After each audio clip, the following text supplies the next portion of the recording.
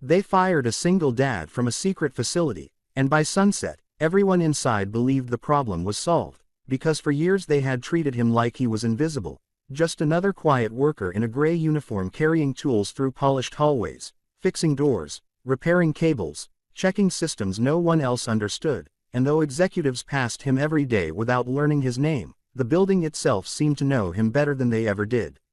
His name was Daniel Reyes, 38 years old, widowed, father of a 10-year-old daughter named Mia, and every morning before dawn he packed her lunch, braided her hair the best he could, burned toast more often than not, laughed when she teased him for it, then drove across town to the heavily guarded mountain facility where cameras watched every corner and badges opened steel doors thicker than bank vaults. Daniel wasn't a scientist, wasn't a manager, wasn't someone whose name appeared in glossy newsletters, but when power flickered, they called Daniel. When elevators froze, they called Daniel. When servers overheated, they called Daniel. And when executives wanted miracles done quietly before inspection day, they called Daniel first. He always said yes, because overtime paid for Mia's school supplies, braces, and dance lessons. The facility was known only as Site 9. No signs on the road. No logos on the walls. Even employees joked they worked nowhere. Inside, it was a maze of labs, command rooms, biometric locks, humming generators, and underground sectors ordinary staff were forbidden to discuss. Daniel never asked questions. He had learned something after losing his wife to illness years earlier. Survival often depends on knowing when silence pays better than curiosity. Still, silence did not protect him from humiliation. His supervisor, Martin Hale, a man with expensive watches and cheap manners, treated Daniel like furniture. Reyes, Martin barked one Monday morning, conference room screen failed again, and if investors see one cable out of place, I'll make sure your weekend disappears. Daniel nodded. No complaint, no argument. That was his way. The younger staff liked him though. They knew he fixed their mistakes without exposing them. They knew he carried extra snacks for interns working late. They knew he kept a tiny drawing Mia made taped inside his locker, a stick figure dad wearing a superhero cape. Then came Thursday. Rain hammered the mountain roads. Executives rushed through halls with tense faces. Security doubled at every checkpoint. Rumors spread fast. Some foreign delegation was visiting. Something major was happening in the lower levels. Daniel spent half the day repairing a ventilation unit near sublevel 4, where even janitors needed escort clearance. As he worked, he heard shouting behind reinforced doors. Then Martin appeared. Reyes, office, now. Daniel wiped grease from his hands and followed. Inside Martin's glass office sat 2 HR representatives and a folder already opened. He knew instantly. They never offered chairs unless they planned to keep you. Budget restructuring, Martin said smoothly, avoiding eye contact. Your position has been eliminated. Daniel blinked once. My position? Yes. Outsourcing maintenance operations. Effective immediately. I've worked here 11 years. And we appreciate your service. That sentence hurt more than anger would have. One HR representative slid papers forward. Severance terms. Badge surrender. Non-disclosure reminders. No appeal. Daniel thought of rent due next week. Of Mia's school trip payment due Monday. Of the medicine bill still unpaid. He signed nothing. Instead, he placed his badge on the desk. When do I collect my tools? He asked quietly. Martin smirked. They belong to the company. Daniel looked around the office he had repaired 3 times for free. Then he said, good luck tonight. Martin frowned. What does that mean? Daniel simply walked out. No shouting. No threats. Just calm footsteps down a hallway he knew better than anyone. At home, Mia opened the door before he reached it. You're early, she said. Then she saw his face. What happened? He knelt. We're going to have to be brave for a little while. She hugged him hard enough to break something inside him and heal something else at the same time. That night he cooked spaghetti, helped with homework, and pretended everything was fine. After Mia slept, he sat alone at the kitchen table staring at unpaid bills. Then his phone buzzed. Unknown number. He answered. No voice. Only static. Then 3 words. It opened itself. The line died. Daniel stared into darkness. Back at Site 9, alarms screamed through every corridor. The central system known as Aegis, a sealed network controlling locks, data vaults, power routing, and restricted chambers, had activated after hours.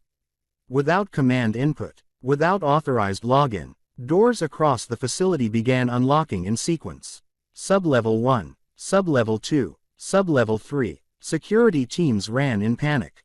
Screens flashed access granted again and again. But no username appeared. Executives were trapped in some sectors, locked out of others. Sensitive archives opened. Robotic storage units moved on their own tracks. Emergency protocols failed to override anything. And in the command center, every terminal displayed the same message. Authorized by Caretaker. Martin Hale turned white. Who the hell is Caretaker? An older engineer whispered. That was an internal nickname. For what? For the person who maintained the legacy backbone systems before modernization. Martin swallowed. Who? The engineer looked straight at him. Daniel Reyes. Martin ordered calls immediately. No answer. He sent security vehicles to Daniel's apartment. Too late. Daniel was already driving back voluntarily, because despite everything, innocent people inside could be hurt if the wrong chambers opened. Rain lashed the windshield. His old truck rattled uphill. At the gate, guards aimed lights at him before waving him through like a returning king. Inside, chaos. Scientists arguing. Executives sweating. Doors cycling open and shut. Power dipping. Martin rushed over. You did this. Daniel kept walking. If I had done this, he said calmly, you'd know. In the command room, screens flickered. The old engineer met him with visible relief. Daniel, Aegis is using maintenance pathways no one documented. It recognizes your credentials, but your badge was deactivated. Daniel almost laughed. They forgot the mechanical keys. He reached into his jacket pocket. Years earlier, during a network crash, the founders had issued him a physical override token shaped like an ordinary brass tool, because software failed but trust in competent hands did not. No one had asked for it back. No one even remembered it existed. He inserted it into a hidden panel beneath the main console. The room went silent. Screens shifted. A new prompt appeared. Welcome back, Daniel. Even Martin stared in disbelief. Daniel typed commands rapidly. He knew the system architecture because he had helped technicians patch it for years while executives ignored every warning memo he filed. Layer by layer, he isolated rogue automation loops caused by rushed software merger management had approved to impress investors. The unlock cascade wasn't sabotage. It was neglect. Aegis had defaulted to the oldest trusted profile when modern permissions conflicted. Caretaker. The one profile with authority across physical systems. His. How long until control is restored?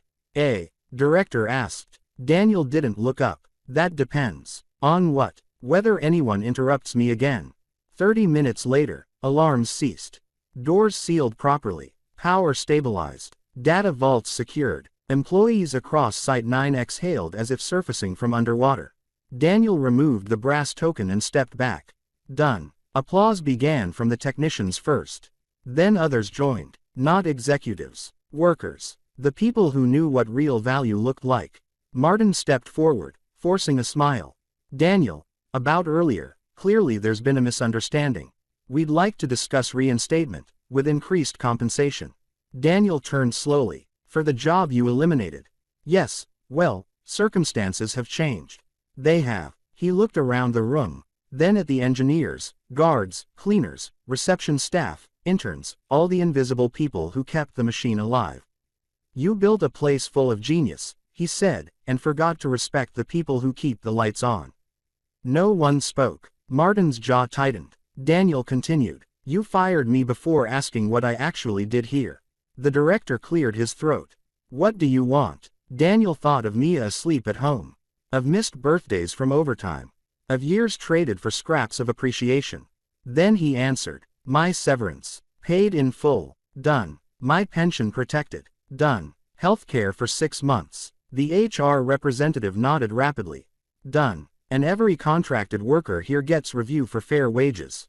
Murmurs spread. Martin snapped. That's absurd.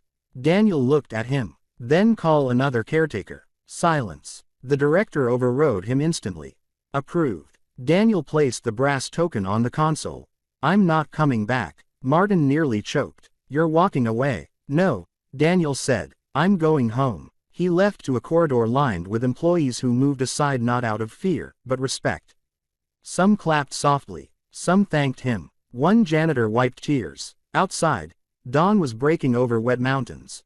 For the first time in years, Daniel breathed like a free man. When he got home, Mia was awake at the kitchen table, cereal in front of her. "You left in the night," she said.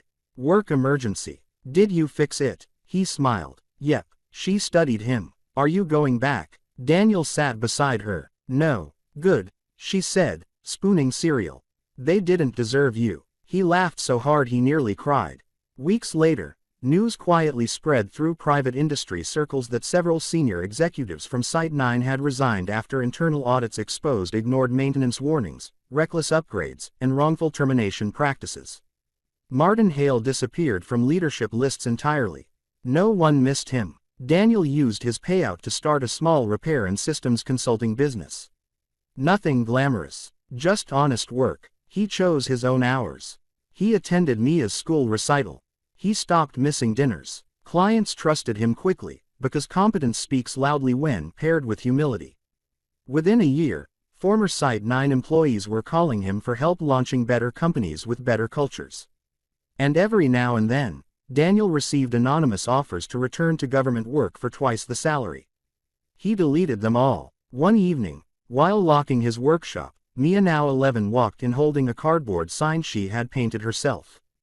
It read, "Dad's Fix-It Company. Owner, Hero." He laughed. "Hero seems exaggerated." She shrugged. "Not if a secret facility couldn't function without you." He hung the sign above the door. Customers loved it. Years later, when people asked how his business began, Daniel would smile and say, "I got fired." They laughed, thinking it was a joke. But he knew the truth many learn too late. Some doors only open after you're forced to leave the wrong one behind.